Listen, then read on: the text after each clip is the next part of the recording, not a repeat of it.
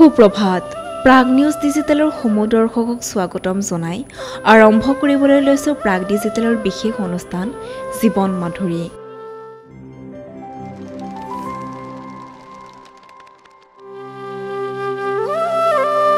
পৃথিৱীত এনে বহু ঠাই আছে যাক লৈ ৰহস্য এতিয়া অব্যাহত আছে। এই ৰহস্যময় ঠাইসমূহক লৈ প্ৰত্যেকে বেলেগ বেলেগ ধাৰণা কৰে। এনেধৰণৰ এখন ঠাই আছে মথুৰা বৃন্দাবনত। বৃন্দাবনস্থিত নিধিবনক লৈ প্ৰচলিত হৈ আছে এনে বহু কাহিনী। নিধিবন হৈছে ভগৱান শ্ৰীকৃষ্ণৰ জন্মস্থান। শ্ৰীকৃষ্ণৰ লীলাৰ বিষয়ে নজনা মানুহ হয়তো কমেই ওলাব। শ্ৰীকৃষ্ণৰ লীলাৰ লগতে জড়িত হৈ আছে এই নিধিবন। উত্তৰ প্ৰদেশৰ মথুৰা জিলাৰ পৰা প্ৰায় 15 কিলোমিটাৰ দূৰত অৱস্থিত নিধিবন। বহু লোকে বিশ্বাস কৰে যে এই নিধিবনত এতিয়াও শ্ৰীকৃষ্ণই লাখলীলা গোপীসকলৰ লগত কৰে।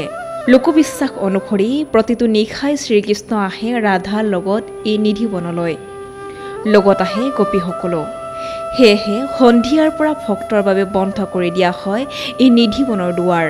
কেৱল ভক্তই নহয়, সন্ধিয়া 7 বজাৰ পিছত এই নিধিবনত চৰাই পশু পক্ষীকো দেখিবলৈ পোৱা নাযায়। কোৱা হয় সন্ধিয়াৰ পাছত যদি কোনোবাই নিধিবনৰ ভিতৰলৈ যায় তেন্তে সেয়া মৃত্যু বা মানসিক শক্তি হেৰুৱাই পেলায়। এই নিধিবনৰ ওচৰে পাজৰে থকা লোকসকলৰ ঘৰত খিৰিকী নলগায়, কিয়নো তেওঁলোকে বিশ্বাস কৰে যে যিয়ে এই নিধিবনৰ ফালে নিশা চাবলৈ চেষ্টা কৰে তেওঁৰ মৃত্যু অনিবাৰ্য। নিধিবনৰ ওচৰে পাজৰে থকা লোকসকলে সন্ধিয়া পায়লৰ শব্দ অনুভৱ কৰে। তেওঁলোকে বিশ্বাস কৰে যে সেয়া ৰাধা আৰু গোপীসকলে শ্ৰীকৃষ্ণৰ লগত ৰাসলীলা কৰে। অৱশ্য এই কথা নস্যাৎ কৰে একাংশ লোকে। তেওঁলোকৰ ভক্তক ভ্ৰমিত কৰিবলৈ এনেধৰণৰ প্ৰচাৰ কৰে। ইয়াৰ কোনো সত্যাসত্য নাই। বাস্তুশাস্ত্ৰ মতেও এই ধাৰণাৰ কোনো ভিত্তি নাই।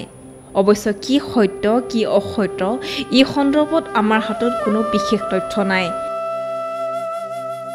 এয়া মাত্ৰ মানুহৰ এক বিশ্বাস যি বছৰ বছৰ ধৰি প্ৰচলিত হৈ আহিছে।